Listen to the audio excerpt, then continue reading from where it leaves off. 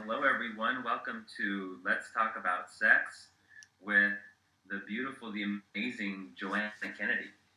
Uh, Naked and Exposed. It's been fun putting this project together and kind of noticing and feeling into what we might talk about. And so, um, to get us started, I think that we might just lay a foundation of saying, almost anything goes in this interview. Is that fair to say, Yes. Joanna? Yeah, it totally is, George. I'm ready to be as exposed as I can.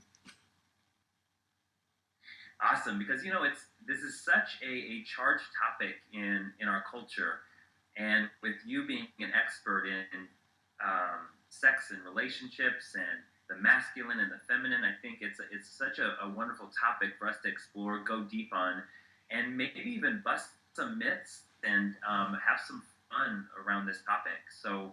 To get us started, what do you say you just tell us a little bit about your background, your sexual story, and anything that wants to show up there? Cool. Yeah, I'd love to do that. So, God, there's so much to the story. I've laughed as I've thought about doing this tonight. And, excuse me, just one moment. I have a technical difficulty where I've left sound on that shouldn't be on. Let's try that. So we're not getting background noise. Okay, so my story. It was crazy, actually, how all of this unfolded for me. And if I would have ever thought that I was going to be doing what I'm doing and having a, quote, naked and exposed interview about sexuality, I couldn't have imagined it, because I grew up conservative, Lutheran, and not super religious, but religion was a big part of my life. And that conservative nature of the Midwest was a really big part of my life. And I found myself, interestingly enough, an electrical engineer in the oil and gas industry in what I call the good old boy network of Houston. And what I learned really well was how to operate in what I'll call a man's world. And no, the business world is not necessarily a man's world, but there's a lot of ways that when we talk about masculine and feminine energy, that's the energy that pervades business. And so as women stepped in, we're powerful, we're making huge contributions, but we've had to deal with this different energy than how we naturally flow. And so a lot of that was showing up and doing business the way business had always had been done. And so not so easy for women to be who they naturally are in our emotion, in our free flow. There's a lot more linearness to business. So there's a lot more masculine energy in it. And so as I got down the road in that career in the oil and gas industry and the high tech industries, I was really, really unhappy. And I had a really, really lousy sex life. And when I talk about lousy, well, what's lousy mean? Well, there wasn't a lot of it. What there was of it, I had what do I want to say? The fears that it was bad. I was certainly non-orgasmic. And it was a time where I was just consistently frustrated. And yet inside, oh my God, inside myself, I could feel this desire and this passion that wanted to come out. And I will often tell the story is that I used to complain that, why do I keep meeting all these sexually repressed men? Well, years down the road, I was like, oh, wow, it was never them. It was me. And so that was a huge wake-up call to know that a lot of the reasons that I didn't have the sex life, I didn't have the pleasure and the ecstasy that my body longed for, was because I wasn't allowing it. And so there was a real awakening when I realized how much of my feminine nature, how much of my woman I had repressed and shut down and pushed away. And when I started to discover that, I went on a deep, deep inner journey to find the feminine in me, to meet the masculine men that I was attracted to, but never seemed to date. And so in that, I looked at masculine feminine dynamics. I studied sacred sexuality. And Tantra. I studied every aspect of relationship that I could study. I did deep spiritual and emotional healing work because there were lots of wounds and shutdowns, and we'll probably get into it, but first sexual experiences, oh my God, not so good. And there were lots of hurts and what I'll call wounds and fears around sexuality. So I did tons to move through that. And then finally, where it kind of, not necessarily where it came together, but also integrated in partner yoga and how do we really communicate and meet on a level that's magnetic, passionate, juicy, hot, and really loving and connected and supportive. So those were the pieces of my journey that really brought me to this point. And I'm so excited that I get to love sex today and I get to talk about it and share it and bring it back. My mission is to make this a topic that is acceptable, that is not just acceptable, but pleasurable, that's fun to talk about, that we can open the doors and we don't have to do it. You know, we don't have to just have sex behind closed doors. And I'm not necessarily promoting that we're out in public, but to take down the limitations of how we can talk about it and what we can do and what's okay and what's not okay, and get the shame and the guilt out and the pleasure and the joy and the ecstasy back in. Yeah, yeah. You know, as you're just sharing your story, there's a couple things that pop up for me. I know for a lot of my life, I attempted to get sex right, to try to do it right, which completely took me out of being like present and in the moment, you know, with the person that I was with.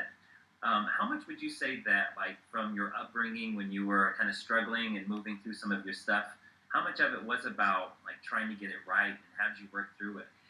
Oh, wow. There was an aspect of trying to get it right, but there was a bigger aspect of trying to be the good girl. And that was probably the most formative part. You know, when I look back to my teenage years and there was this curiosity and I was attracted to men and my body was doing all the things that bodies do and I wanted to play, but that conditioning of society was don't even think about it until you're married.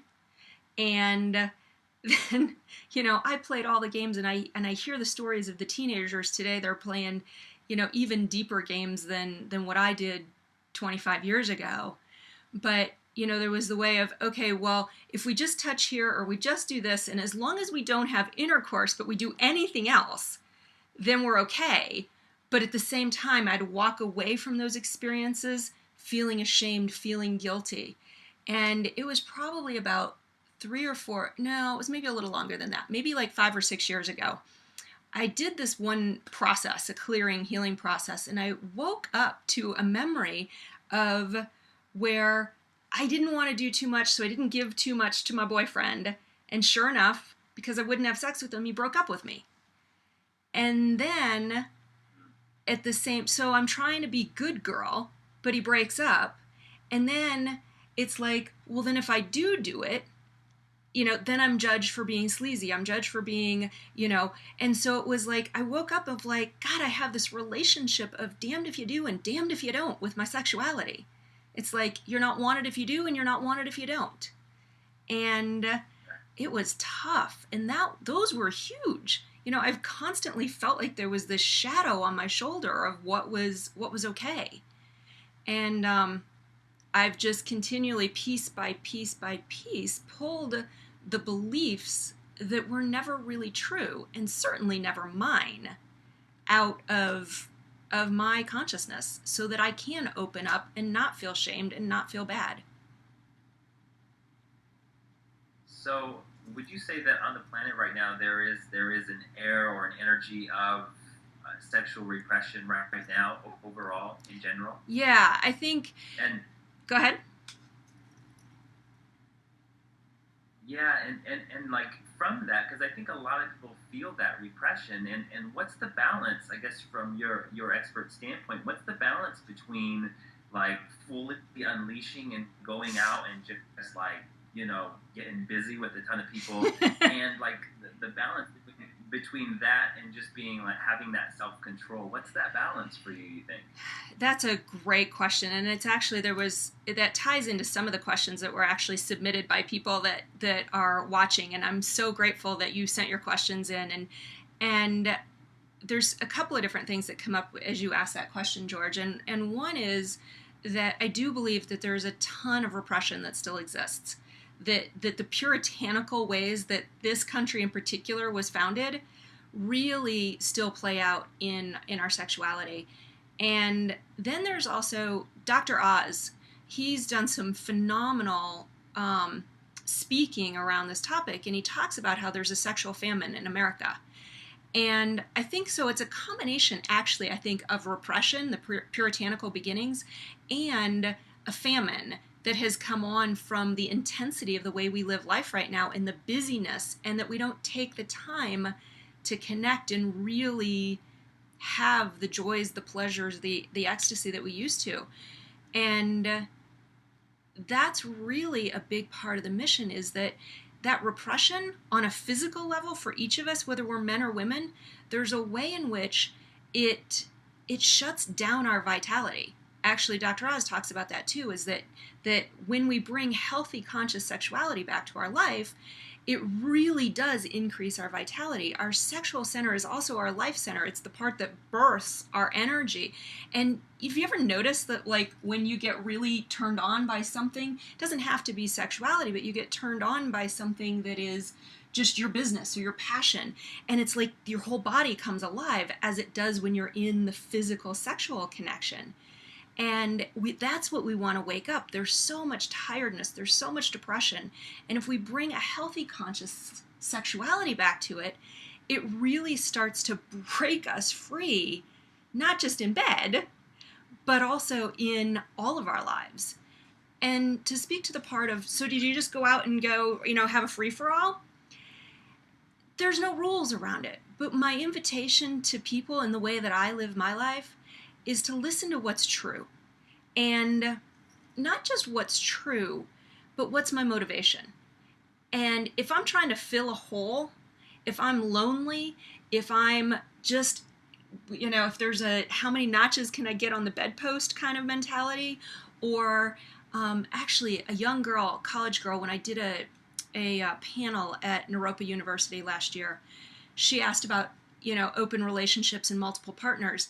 And you could tell she was doing that and asking that question because she thought it was how she could get the connection that she was longing for. And I spoke to her after the panel and I said, is that really, really deep down what you want? She's like, no, but I think that's what other people want. And so I don't have a rule, and actually I have no rules around sexuality. It's finding the truth. But if I had a piece of guidance for people, it would be to really listen. You can have amazing sexuality with people, and sex and intimacy with people that you're not in relationship with, male or female. It's depending on our ages. It's easier for men and women, and at some point we'll dive in. I'm not going to go into all those details in this moment, but both men and women are capable of having a friends with benefits, or a sacred, if you step into sacred sexuality, a sacred partnership that is not just our romantic partnership, and it's really at your core, what do you want to experience in terms of sexuality, and then bring that consciously, openly, and honestly to who you're meeting. And it's the honesty that's the fundamental part. If you're looking for friends with benefits, then be honest about it. If you're looking for a deep, passionate, long-term relationship, be honest about it.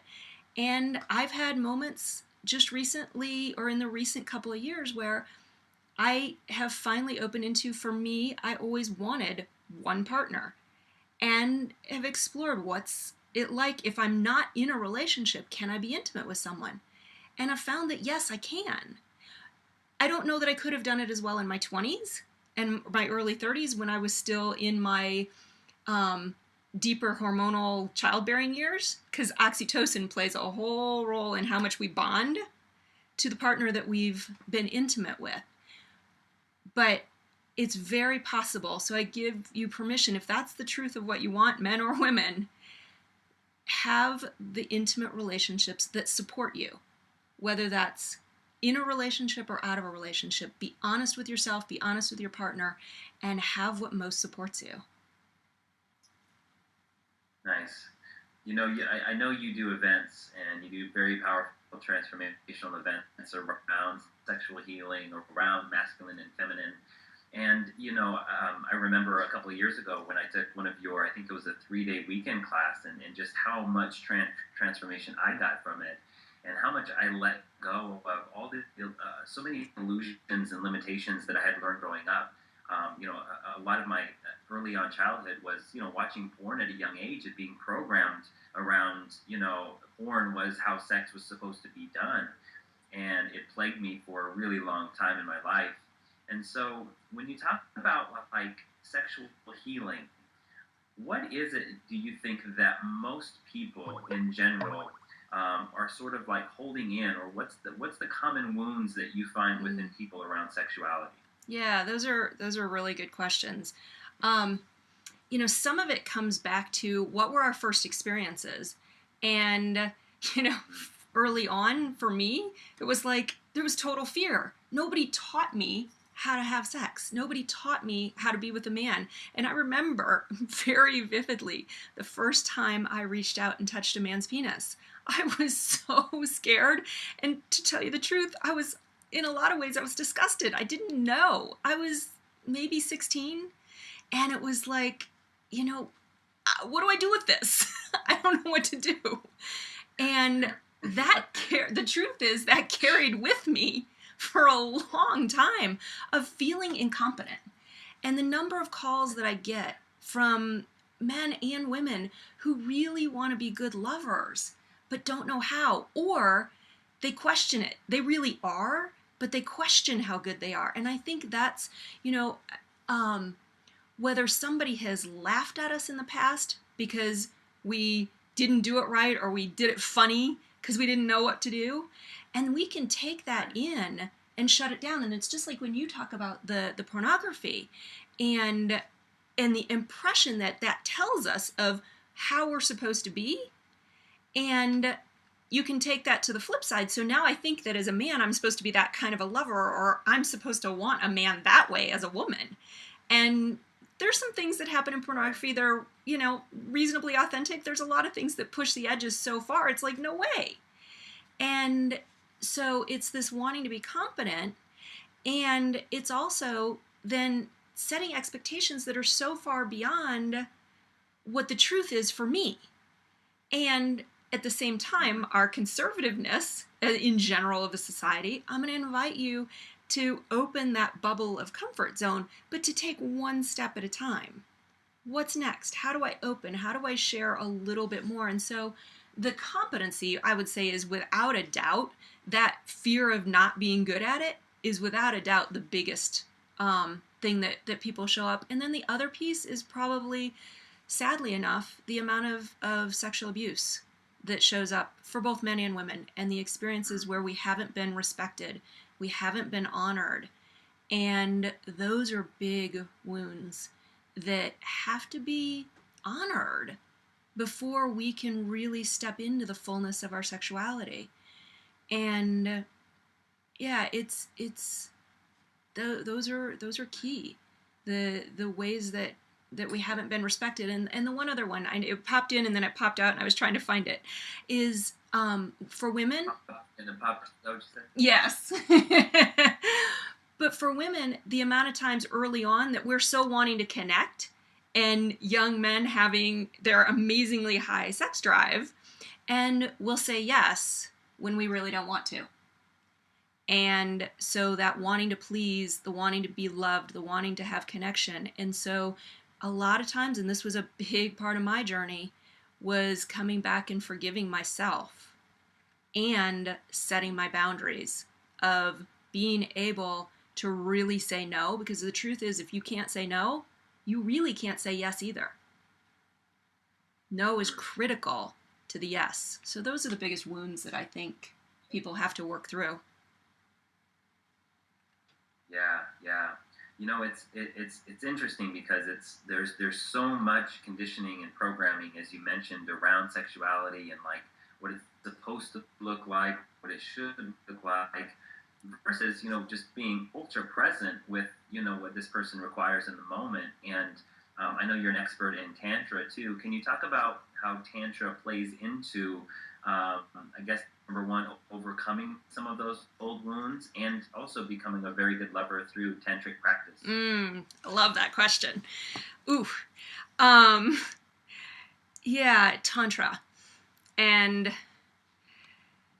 I didn't really know what Tantra was when I put out an intention to the universe on New Year's Eve about 8 years ago, that said, you know what, this coming year, I want to do a Tantra class. And sure enough, as when I'm really in line with my heart's desire, the universe responds. So about 3 weeks later, I met a man who I started dating, and he was actually a tantric healer. And I was like, so what's that? And there's many aspects to Tantra and sacred sexuality. And one of them is a deeply healing practice, healing these wounds. And I'll come back to that and talk about it in more depth in a second. The other aspect of Tantra, well, actually, I'll bring up two more aspects. One of them being that Tantra is not just about sexuality. It's a spiritual practice that is very much about being fully in line in our beings with the divine and opening up to that divine spiritual connection. And sexuality, in my opinion, is one of the most divine experiences that we can have. It's one of the most connected ways that we can be to God, to spirit. And, in a funny way, I joke that, there's a reason that we say, oh God, when we orgasm, is that's the powerful, expansive, unifying connection, both with our partner and with the divine. So with that, the other part of Tantra is the practices that you spoke of, and how do I bring myself more in alignment with both myself and my partner? So let's first talk about the healing piece, because that's what happened to me first. And there's a practice called sacred spot massage. And sacred spot is actually also, the sacred spot is also the G spot. And what's interesting is that a lot of this wounding that we've been talking about gets stored in our tissues. And without diving into the idea, but there's a concept of cellular memory. And it's like where we've been hurt, where we've been wounded, where we've shut down, those things get held in our cells. And interestingly enough, particularly our sexual and connective wounding gets very held in the cells of our sexual center, our genitals, and the areas all around that. And so sacred spot healing is bringing very conscious touch to our sexual center in a way that's not about let's get off, let's get on, let's get it down, but simply one person giving to another person. So a sexual healer, or as I practiced it with my partner, offering sexual healing. And I want people to know this, is that Tantra and healing can be practiced by two people that are not healers, that are not practitioners, that don't know it all in depth, but we can be incredible healers and awakeners for each other in our monogamous long-term partnerships. And so my partner bringing to me a conscious touch to my vagina, to in what's in Tantra called the yoni, or a sacred space. And it's so different than the terms that are used to talk about a woman's vagina. Yoni is an incredibly sacred term, and it changes the whole perspective of how I feel about my body and how a man treats my body. And so bringing conscious touch and even arousal into the G-spot, into that sacred spot, can open up powerful release of stored emotion, powerful release of what we used to believe was true, or we were conditioned to believe was true, and all of a sudden we make friends with, we re-engage, we reconnect with our body. So the first time it happened for me, I realized how much I had disconnected, and all of a sudden it was the first time that I was really feeling my own body again. And following that, there were many times where I would have an orgasm during a sacred spot session, and tears of just release and surrender and healing would come from the various experiences, some of which I've already shared. And so that's the healing aspect of Tantra. And then the connecting and unifying aspect of Tantra is we can learn to breathe together, and how I meet my partner in the breath. It's like, we can breathe in unison, or we breathe opposite each other. And what gets really interesting is when we start to understand the energetic centers of our bodies. So a man's sexual center, or second chakra, for those of you that know what that means, penetrates out of his body. It's a sending or giving energy center. A woman's heart center penetrates off her body. It's a sending or giving center. And we're reversed. A man's heart is actually very receptive and tender. A woman's sexual center, obviously from our anatomy, completely receptive and sensitive. So, men, the way you want your heart treated is how a woman wants her yoni treated. Women, how you want your yoni treated, that's how a man wants his heart treated. And so that's just an extra piece of inspiration there to really honor each other. But now what we can learn through Tantra is that by having the receptive and penetrative parts of our energetic body, we can now circulate energy between ourself and our partner that then amplifies the ecstatic experience that we're sharing. And we can learn to move that energy so that we move from orgasms that are centered in our sexual center to orgasms that penetrate our whole body. And that can happen for men and women. So those are the types of practices that come out of Tantra. Nice. Yeah, there's a lot of questions that are kind of just popping from you sharing. And one that really wants to be asked right now, it seems, is whose responsibility would you say it is in the sexual journey to reach orgasm? And I ask that because I've been with women where they're totally liberated, totally free, and like sparks are flying, energy's expansive, and it's absolutely amazing. And then other women, but you can tell there's sort of this shell, this energetic shell going on, not allowing themselves to really break free and just let loose. Yeah. So can you talk just wherever that takes you? Sure. Yeah. And it takes me really personal because, I was one of those women that I couldn't feel anything. I mentioned that. It's like, well, why are they all repressed? And it wasn't them, it was me. I wouldn't allow it. And there was so much a part of me, the way that I grew up, and my need for security, my distrust of men, that I very much kept myself in control. But being in control and having a good orgasm, they do not work together. And so there is a part, yeah, I mean, sorry girls, guys, you gotta give up control if you're gonna have a good orgasm. Now, we could also talk about what some of the fundamental ingredients are. And so you ask, whose responsibility is it?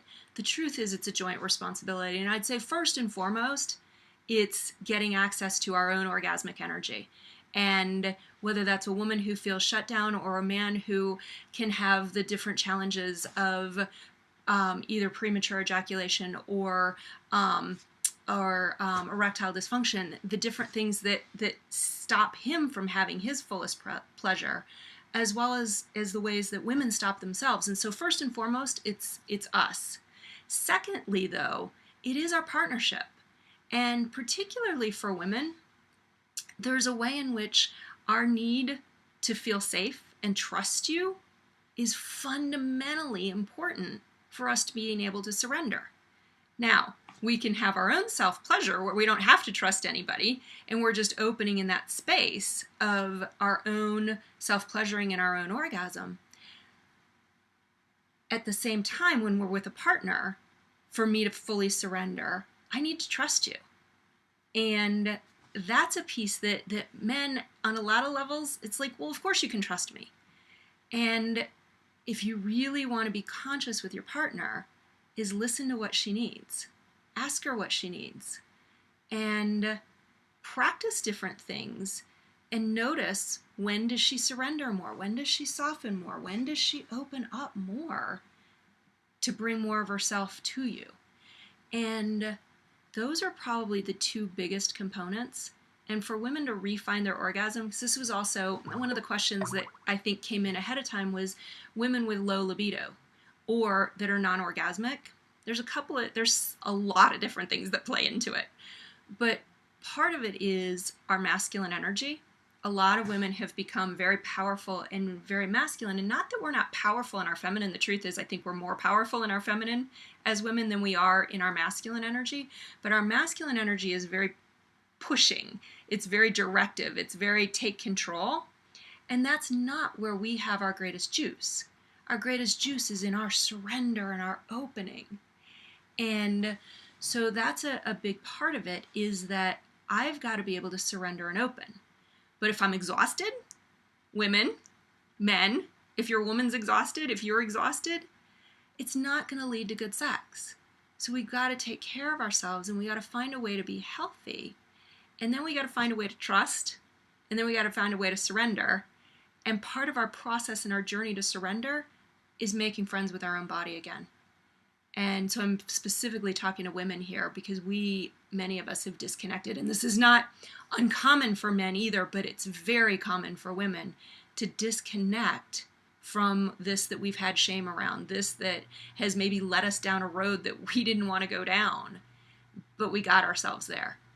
And so building that connection. And so that can be as simple as, I've had times where it's like, okay, right now, this is not about getting off. This is not about having an orgasm. Let's just discover what feels good for me right now.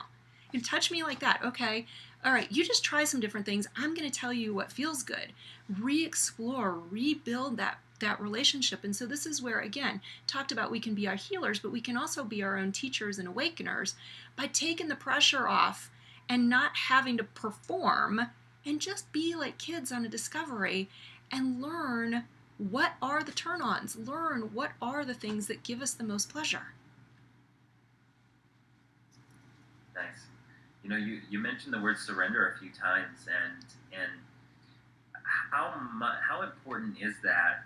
There's a couple of questions. The first one is, how important is it also for a man to surrender, and how do you interrelate surrender and vulnerability? Good questions. Surrender is critical, truthfully, for both men and women, and it shows up a little bit differently. For women, I would say surrender is very much about stepping out of control and surrendering to our pleasure. When it's starting to rise and it's getting good and it's getting good, and sometimes we'll chase it. Well, chasing that pleasure is the fastest way to send it away. And then also is, not even if we're not feeling it, but we want to feel it and we're trying to go after it, we're trying to find it, forget it. It's not going to work, is really opening up and just allowing sensation in its subtlest form. Might be that we're just feeling the tiniest bit of sensation on our clitoris. And if we'll just let that be and let it just surrender to it and almost let it expand so that it's now, it's in more of my clitoris. Oh, it's moving it's up into my yoni. Oh, it's expanding into my body. And it doesn't have to all be what we would call orgasmic energy, but it's simply letting the pleasure expand. And so then surrender for a man, I would say, where, yes, surrender is required in your orgasm as well. And yet somehow, and I can't exactly explain why this works so differently, but a man's orgasm, there's a relationship that gets built very early on that, I thought about this. Actually, somebody brought this up to me earlier, I guess it was last year, for most men, the idea that you couldn't access your orgasm is pretty foreign. Not for all, but for most men, the idea that, if I want an orgasm, I can have an orgasm. Not true for women. And so there's just kind of an inherent surrender to your pleasure that happens for men. The bigger place, I think, where surrender is that so many men want to get it right. You guys are awesome. You want to please us. You want to pleasure us. Sometimes you try too hard. And surrender to your own gift as a lover and trust that and be partners with your partner and realize that there's an instinctual part of us that is a lover. And yes, can we learn some more techniques and can we learn how to interact and can we learn turn-ons? Yes, I'm a big proponent of that. but your inherent knowing and your inherent connection to your partner will guide you. So surrender and let go to what you know and what you can create, because the more either one of you is trying to do anything, the more you're going to drive your pleasure away. And there was another piece of what you asked me that I'm forgetting now. Where does that take you? That was it. Well. Thank you. Vulnerability, yes. So the surrender and the vulnerability, there is no place that we are more vulnerable than in our sexuality. And there's no place that we have, I would say, a greater risk of rejection, of getting hurt, of sharing our deepest fears, our deepest fantasies, are the things that we're probably the most afraid of being judged about, come out of our sexuality. And I'll tie love into this as well. It doesn't matter if we're wanting to create an amazing heart connection or an amazing sexual connection. The vulnerability to meet each other authentically, wow, it is so rich with possibility. And that vulnerability to tell the truth about what we desire. And here's the thing for both men and women, is just because your partner tells you what they desire, it doesn't mean that you have to deliver on it. But if either one of you have to repress what you really want, you will never have the fullest connection. You're going to have this separation that happens. And so I invite you to those scariest places of vulnerability, to tell the truth about what you desire, to tell the truth about what you're afraid of, what you're longing for, what you're confused about, and how you're feeling. And if it turns you on, a lot of us hide our turn on. And we don't, it's like, oh, I shouldn't share that. Yes, share it, explode it, give it, bring it, whatever it is. Our sound, let's tie Tantra back into this question and vulnerability. There's a lot of self-consciousness that comes into sexuality. And yet what I can tell you, and man, did it take me a long time to learn this, giving sound to our pleasure amplifies the intensity of our experience exponentially, so much, totally exponentially. And yet for me, that was incredibly embarrassing. But now, man, I will let out the most intense, powerful, not just rock the neighbors, but rock the block screams at times, because there's such a freedom. And what it does is open up that energy. And after those, they're the fullest, most intense orgasms, there will be this most amazing sense of bliss, peace, pleasure, that it's like it's taken everything in my body and just wiped everything that wasn't open and love and free out. And it's just left me in this state of bliss. So vulnerability, incredibly important as we get started, as we deepen, as we've known each other for 25 years or 50 years.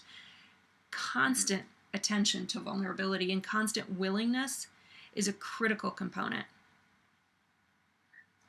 Yeah, for me, growing up early on, it was extremely hard for me to receive, because what I had been conditioned to believe about a man is that the man is always delivering the pleasure. And so, I had all of these blocks around allowing myself to open up and surrender and be vulnerable. And can you touch on, how much of a turn on is it for a woman when a man is just totally willing to receive her? Good question. It's very much, I think there's actually two aspects that get brought up here, because I always use myself first as my own reference, and I go back to that first experience for me. And as much as there were times when I wanted to turn on a man, I didn't know how. And so it held me back, or I felt stupid, or I felt like I couldn't do it right, or was I really turning it on? And then turning him on, and then I would get so attached to, am I doing the right movement? Is it fast enough? Is it slow enough? Is it strong enough? Whatever it is. And that would take me out of being able to experience the turn on. And so that's, again, is finding your own confidence finding your own trust of yourself and of your partner.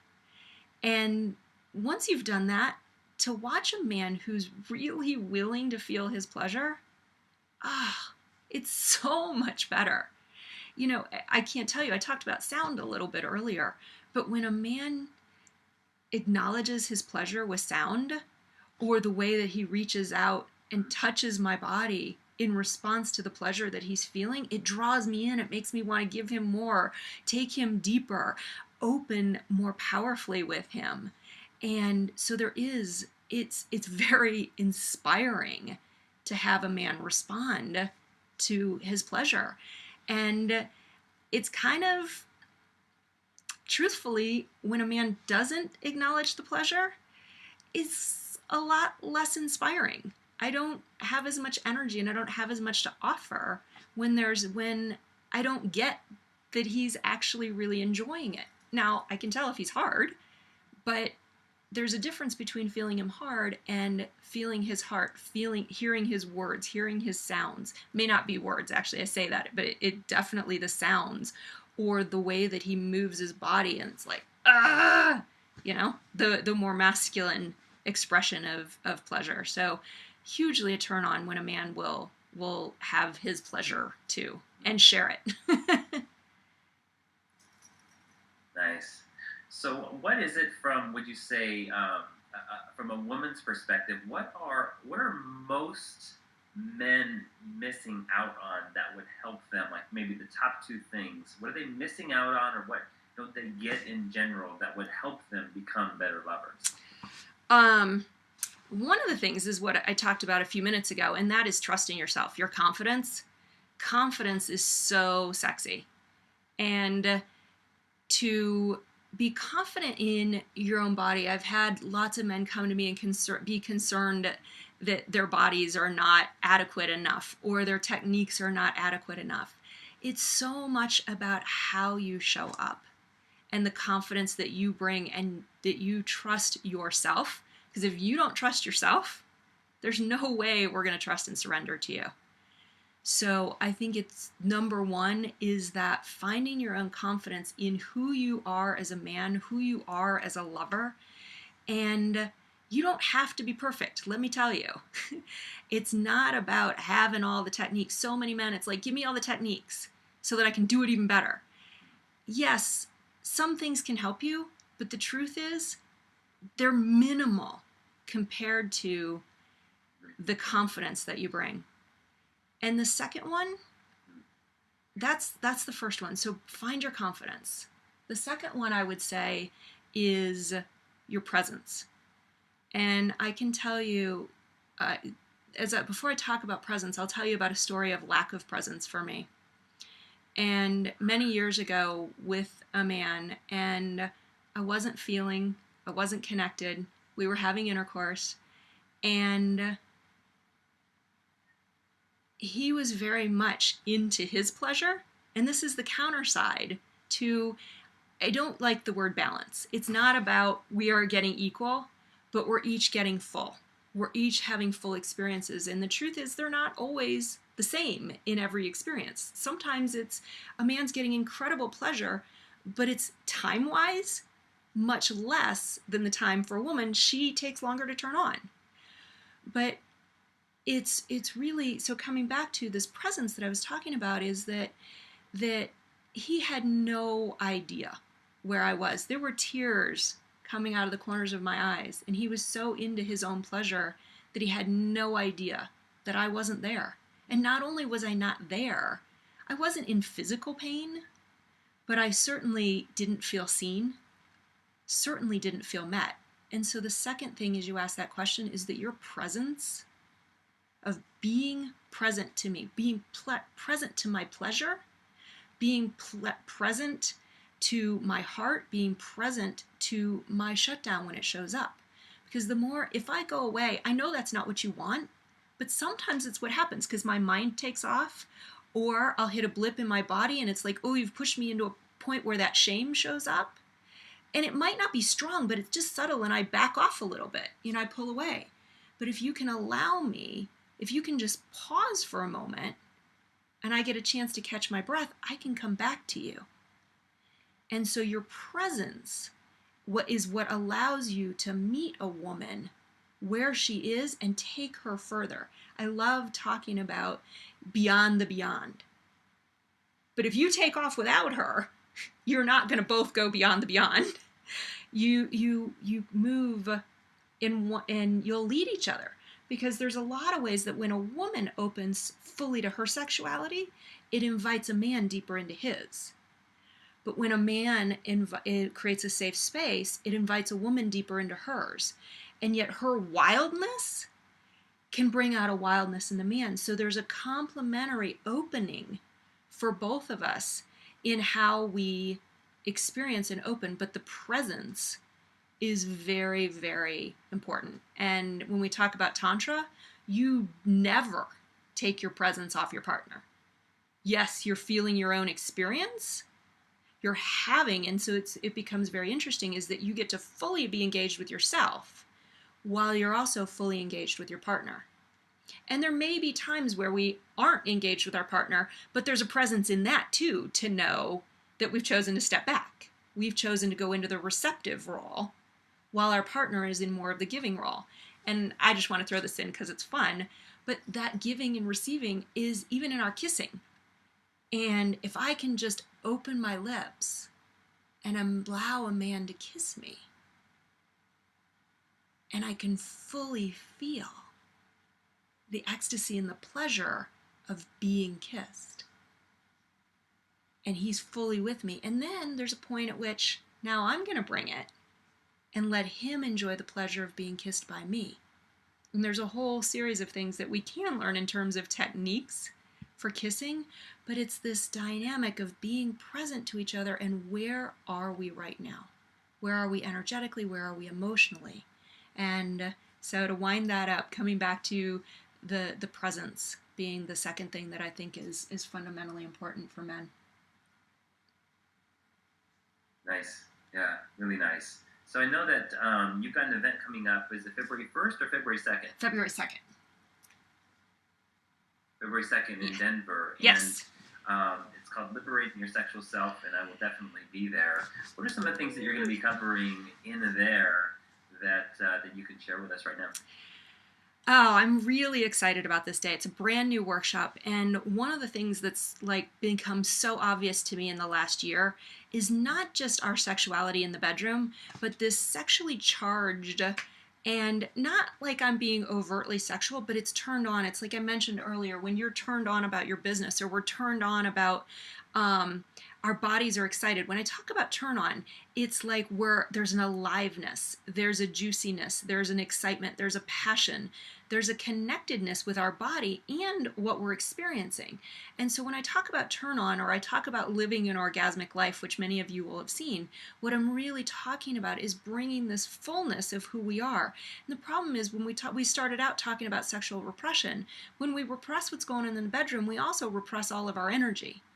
And so part of this day is about just reconnecting simply with ourselves, simply connecting back with what turns us on. Yes, in the bedroom, we'll talk about turn-ons, and we're going to talk about the differences between men and women, and what are the things that are critical components of experiencing a really powerful sexual connection, but also our own turn-on in life. And how do we bring our fullest self to everything? Sexuality, business, life, dance, movement, exercise, health, you name it, all of that. We're going to talk about, I mentioned some of the differences between men and women, and early on I talked about how masculine how much masculine energy I carried. So we're also going to look at that, because when we start to understand this dynamic of masculine and feminine energy, it's going to explain a lot of why at times in our partnerships we repel each other, and at times why we magnetize each other, and we're so on and we're so connected with each other. But we're going to talk about how do you maintain this connection? How do you maintain the chemistry and the magnetic energy that we had? And if we've lost it, how do we recreate it? So that'll be another part of it. We'll go into the pieces that you were talking about around vulnerability and intimacy, and how that is also a critical component. And not just in our sexuality, but in our love. The truth is, there's so many people, there's more singles out there than there are married couples these days. And yet, a lot of us approach our love relationships by trying to be the right person. And the truth is, people don't fall in love with us for our greatness. People fall in love with us for our humanness. We fall in love with someone's vulnerability. We fall in love with someone's tenderness. But that's scary for many of us. So we're going to look at how do we open so that we can really have the authentic connections, how we can really have the love. And then I'm super excited that we have I have a couple that is coming in to teach a segment on what we call sex magic.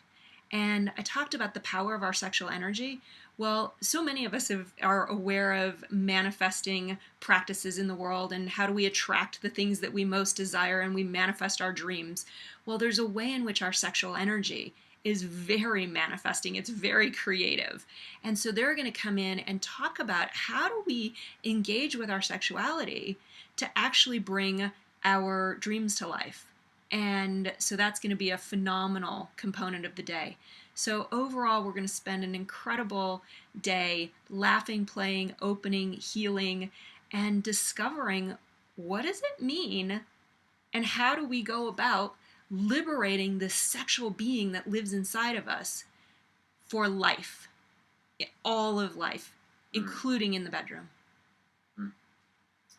Yeah, and I wonder what people will get out of it that they may not even be aware of why they're showing up. And I remember going to your weekend event, and I wasn't really sure where I was going. I just knew that something was kind of pulling me to go. And I experienced some really powerful breakthroughs that, at such deep levels, I didn't even know some of that stuff existed down there. So, I'm really looking forward to seeing what else I might have underneath the surface that maybe I'm not even aware of, and just connecting at a deeper level with myself too. There's a woman who asked a question that kind of plays into, and I know we're kind of getting to that point, but she asks, and I love the way she asked it, or it was a man, maybe it was a man, what is the key to having longer orgasms? How is that? Oh, yes. That's a good question. Longer orgasms are available for both men and women. And I actually think that was a woman that asked that question, but men, I want you to know that this is very much available for you too. And where mine started to extend, and I actually believe the most powerful way to extend your orgasms is through some of the sacred sexuality practices. And it is the conscious awareness that we bring to our orgasm. And the two primary components are breath. How do you breathe? Because a lot of us, when we get close to orgasm, we start to stop breathing. I can think back to a time when I actually realized myself that I literally wasn't breathing, and all of a sudden my partner, just about the time that it's popping into my head that I'm not breathing, my partner goes, breathe, breathe. And I was like, ah. And that opens up the energy. It allows it to flow on a much bigger level and therefore a much longer level. And the other part of it is our sound. And the vibration of sound reverberates through the whole body. And it enhances and extends that orgasm as well. And there's some ways that when a man is looking to extend his orgasm is learning the curve of the orgasm and at what point to bring in the breathing techniques, to what point to bring in the sound. And there's actually some muscular practices as well that can allow that orgasm or the peak of that to be extended from a couple of seconds into many, many seconds. And for those that are practiced, over a minute of actual orgasm time. So lots of things that we can do. Yeah. It's we're getting to that point where we're wrapping up, and I just really want to kind of open up the space for you just to see kind of intuitively what is it that really makes somebody well, actually, let me just open it up to you. What is it that, like, at a real deep heart level wants to be communicated to our friends that are listening and watching right now? the first words that come are say yes to your sexuality. And I don't care whether you're completely disconnected and haven't made love or thought about sex in 30 years, or if you're having a good sex life but you know there's more. Say yes. Say yes to that desire. And even if you're at that place where I'm not getting it, I can't feel it, or it's nobody wants me, whatever it is, those limitations are not true. The connection is available for every one of us at every age, and that connection is there on the levels that we want it for. In some ways, women long for more intimacy in our sexuality, and men get to be invited to experience that on a deeper level. And men invite women to our rawness. Like, there's a way that when a man is healthy in his sexuality, there's such an animal nature to it that invites us into more of that release for ourselves. And so it's really about exploring what it is that you desire. And if you're like me, you don't know. And you just got to take one step at a time. And there were times where I can tell you I was pissed and angry making love because I couldn't feel. But that's part of the process too, is just to admit that you're pissed and angry. And it's when I finally surrendered to it, I surrendered to my frustration, I surrendered to my confusion, and just made it all okay, that I could reach out and get the support that I needed, or I could be honest with my partner who could meet me on a different level. And so that's really what the event on the second, that's another piece of it, is just, you don't have to be a sex god or a sex goddess. You don't have to be an amazing lover. You just get to be the full lover that you are and enjoy it with a partner that matches you. And that's my prayer for the world, is that we can walk out of a party and say, I'm going home early because we're going to make love. Or that it's simply we can talk fully, honestly, and openly with our partner and explore on deeper levels. Whatever it is, that's my prayer, is that you find each and every one of you, and the truth is I continue to do this. I have new openings regularly. I was going to say every week. I don't know that it's really every week, but I think there is a way that even with all the years of study, is that I continue to find new sources of pleasure, new edges. One of my primary Tantra teachers talked about how open is open. How much pleasure can we experience? How much can you expand your pleasure boundaries? There's always more. And so this is a sweet, powerful, passionate way to enhance all of our lives. And that's what I most want for people. And I hope that if people are in the Denver area on February 2nd, it's really inexpensive, $47 for the whole day. And there's some bonuses if you go out on the website and look at it. And if you can't be in Denver, if you're elsewhere in the country, I've actually set it up so that I can't live stream the event yet. That's coming soon, but I'm having it recorded. And so the DVDs will be available. And if you pre-order those before the event, I can't remember exactly what it is, but it's like 60 or 70% off. So that I'm committed to having as many people want to have this liberating experience that they can have it. Yeah, we cracked open a lot of stuff in the 2-day event that I was with you at a couple of years ago.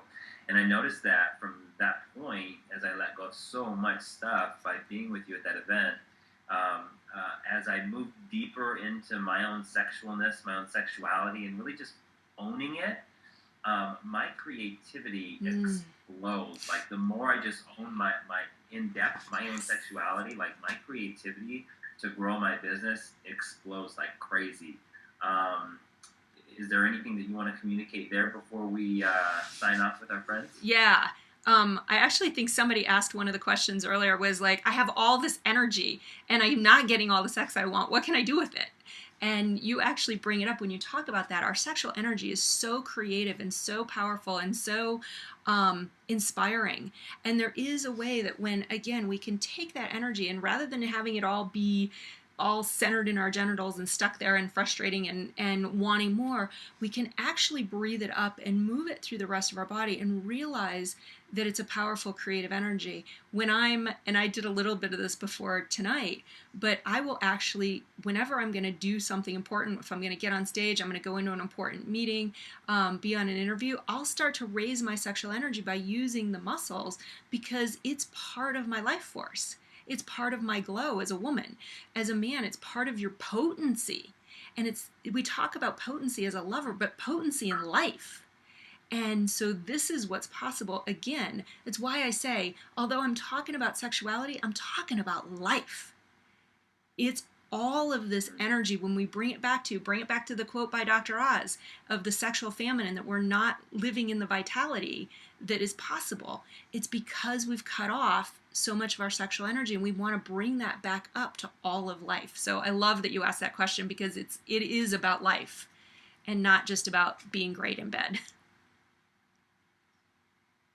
Cool. Yeah, I mean, I get so juiced when we talk about these things and these topics, and just the whole sexual energy gets me so energized. And I'm sure we could talk about this for hours and hours and hours, but our time has come to an end. So, Joanna, thank you so much for just expressing, your passion, your heart, your genius, your brilliance around this topic. And I'm looking forward to learning more from you. Thank you so much, George. You have just been, I've watched your unfolding in so many different ways, including and very vibrantly your business and how much you contribute to the world and you contribute to me. And so to share this with you and your own journey, both as you've shared your sexuality and as you contribute so greatly to the world, I'm really honored to have done this with you. So thank you so much.